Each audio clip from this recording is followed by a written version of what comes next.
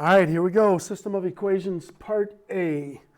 Number one, farmer sold 108 pounds of produce that consisted of Z zucchini, C pounds of cucumbers.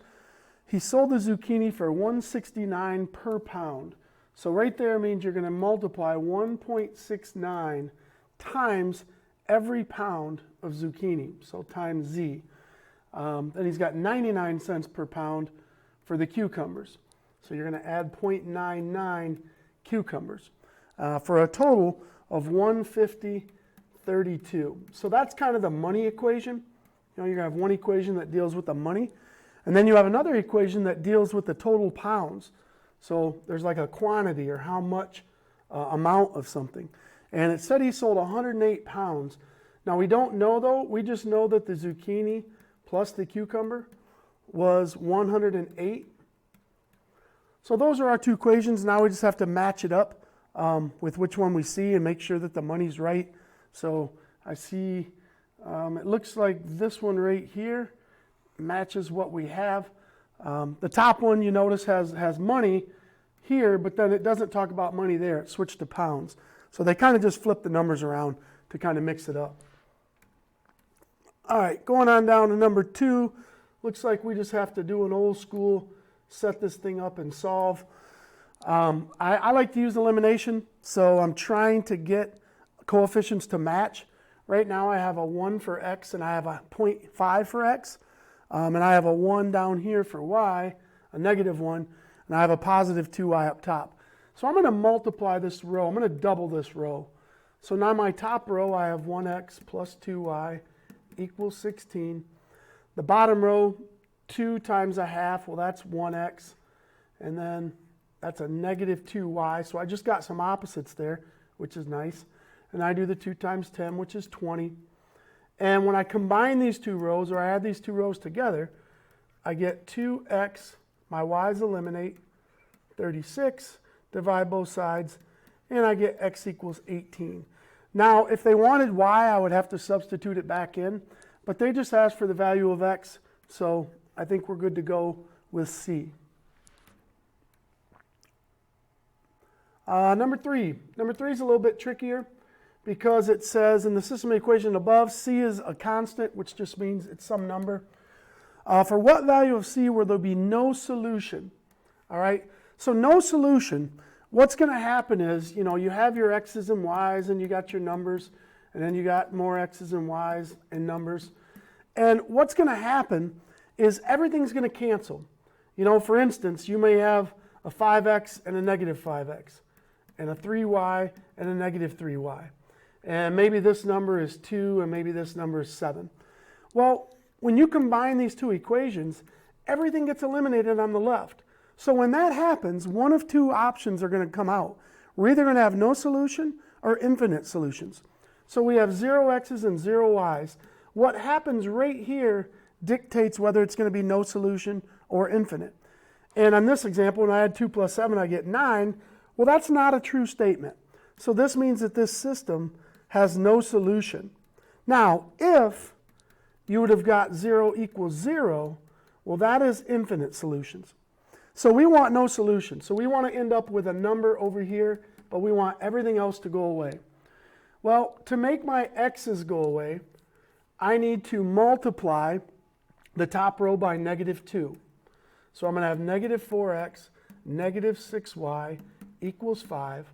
And on the bottom, I have 4x plus cy equals 8. Well, since I know I want everything to go away, these two are going to go away. The only way to make a negative 6 and the other y go away is if I put a positive 6 there. So c has to be positive 6, because then we'll have 0 equals 13, and we will have that no solution that we're looking for. All right, number 4, we want to know what is the value of x. So a couple different ways you could tackle this problem. Since I want to find x, I'm not going to eliminate x. I'm going to try to eliminate y, and then I won't have to go back and substitute later on. So let's try to eliminate our y's. And I think if we multiply this top row by 2, that will give me a positive 2 to go with a negative 2, and they'll eliminate. So I have 2x plus 2y equals 42. You know, don't forget to distribute that all the way through. And then I have x minus 2y equals negative 3. And now I can combine the rows, and I'll get 3x equals 39.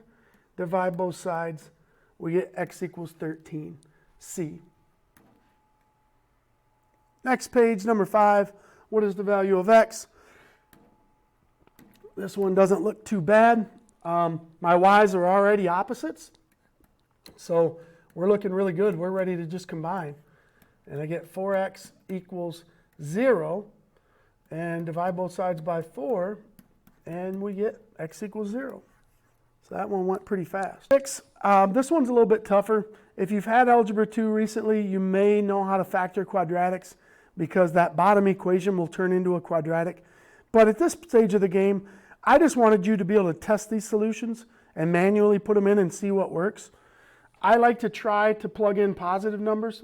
So like I could plug in those negative 3's, but I'm going to try it with these 5's. Let's start right here. Let's put in 5 for x and see if y is negative 2. So if I put in 5 down here, I get 5 minus 3 times 5 plus 2. And that is 2 times 7, and that's 14.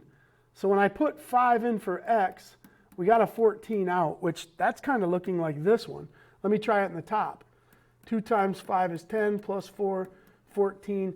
So 5, 14 works in both equations. Like I say, there's another way to solve that, and we'll tackle that after we do a factoring unit on quadratics. Might be a little bit easier. Number 7. So this is one of these where we need to manipulate the answers.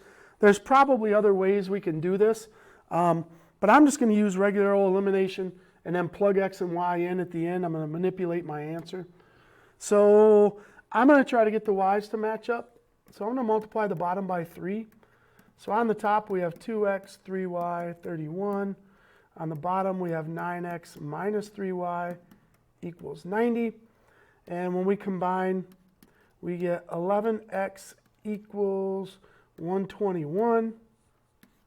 And divide by 11, divide by 11. And x equals 11. Now I need to go back in and I need to substitute 11 in to one of these equations. I guess I'll do it in the top. So 2 times 11 plus 3y equals 31. So that's 22 plus 3y is 31. Minus the 22 from both sides, we get 3y equals 9. And then divide, we get y equals 3. So we have our answers, 11 and 3. Now we need to plug them in and find the value of this random expression they give us.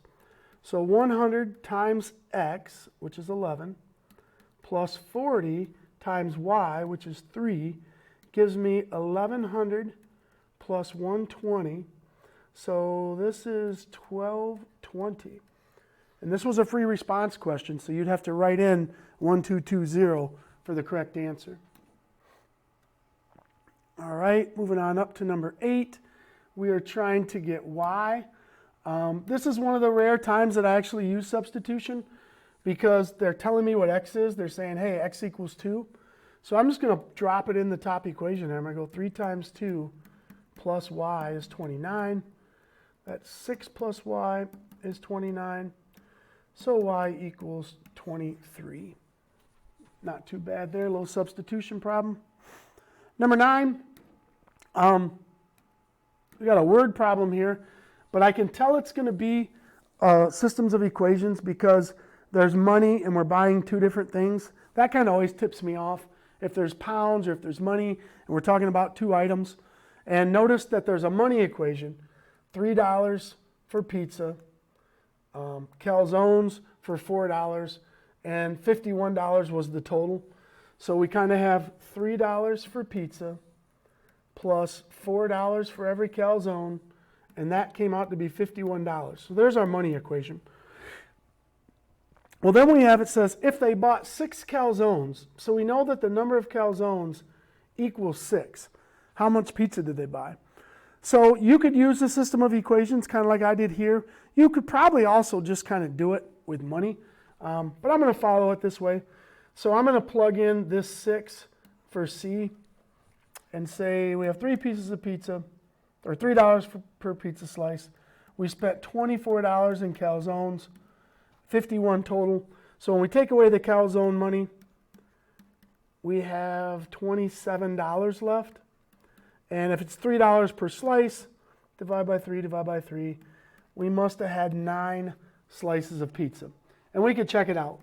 9 pizza times $3 a piece plus 6 calzones at $4 a piece, that does check out to be $51. So life is good. Last one, number 10. System of equations. This is a rare graphing one that they want to see. They don't usually put a lot of graphing ones on there. They take up a lot of room. But width and fine graphs could be used to solve the system above. So basically we need to graph these 2 lines. The easier line for me to graph right now is probably this bottom one. So I'm going to solve it for y. So I'm going to have negative y, and I'm going to move that positive 2x to the other side and make it negative. And then I'm going to times everybody by negative 1. And I have a really nice y equals mx plus b format. So I have a y-intercept of 4, and then I have a slope of 2, which is going to go up 2 over 1. So let's see if we can find that line. We got to cross at positive 4, and we need to go up 2 over 1.